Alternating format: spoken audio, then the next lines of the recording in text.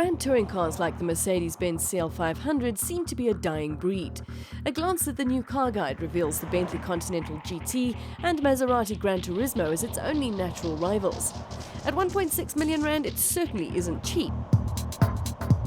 But even when reduced to crude figures, the CL remains impressive.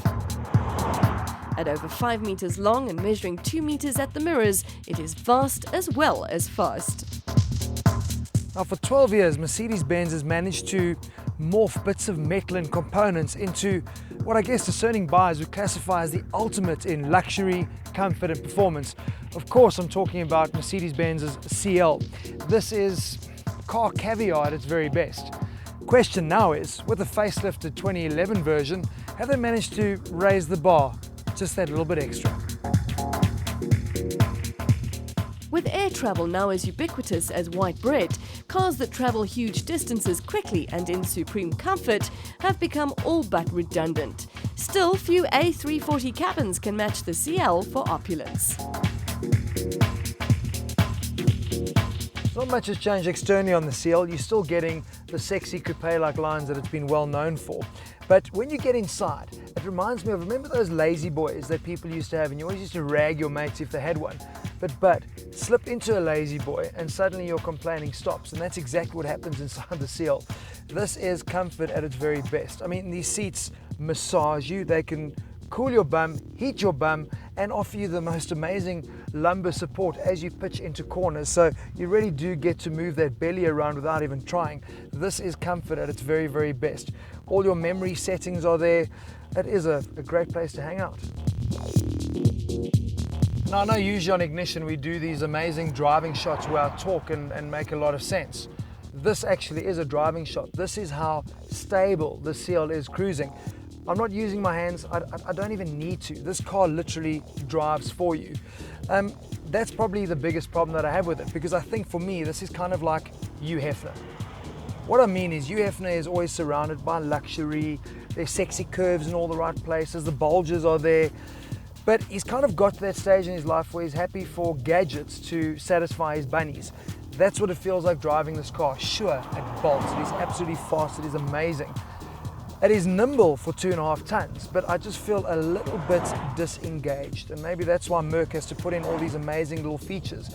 Active blind spot, active lane change, to warn you that you have actually fallen asleep. What a pity. But look, I mean, if you are Hugh Hefner and you're kind of losing the eyesight, it's got night vision as well, which is really amazing. The bit that I think I'm going to complain the most about is really you feel a car the most through the steering. And with their variable assisted steering, what you find is the faster you go, the less direct the steering becomes.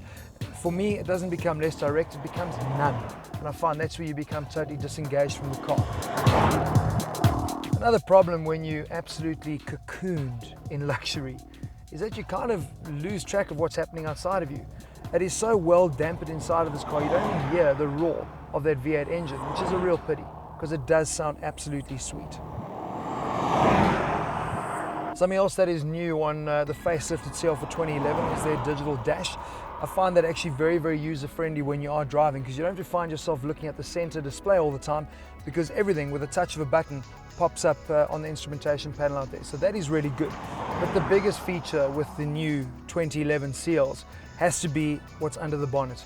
They've come up with some really amazing new engines, and none better, I guess, than what you're going to find in the CL500. Now, you might remember in the old days, 6-litre engine. They've now gone to a 4.6-litre V8, but it's incredible. That size reduction, they've still managed to push out 35 extra kilowatts and even up the torque by 170. So you're now sitting with 320 kilowatts and 700 newton meters of torque, which is amazing. That propels 2.5 tons of this motor vehicle to 0 to 100 in under 5 seconds. It really is super impressive. And let me tell you, you put your foot on that accelerator and this thing absolutely leaps off the top. It really is impressive. Gear changes, super, super smooth. So it is, without a doubt, a sporty coupe.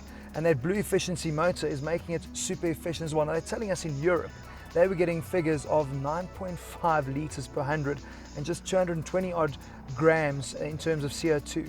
That is incredible for a car this size and this dynamic. With our testing, we didn't quite get to the 9.5, but we're still impressive, sitting at about 11 litres per 100. Not bad going for a big vehicle.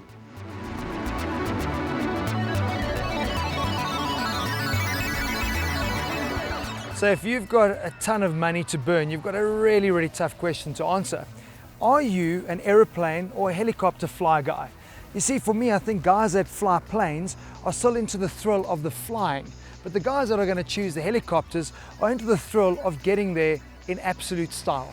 And when it comes to luxury and style, the CL is top of the pile.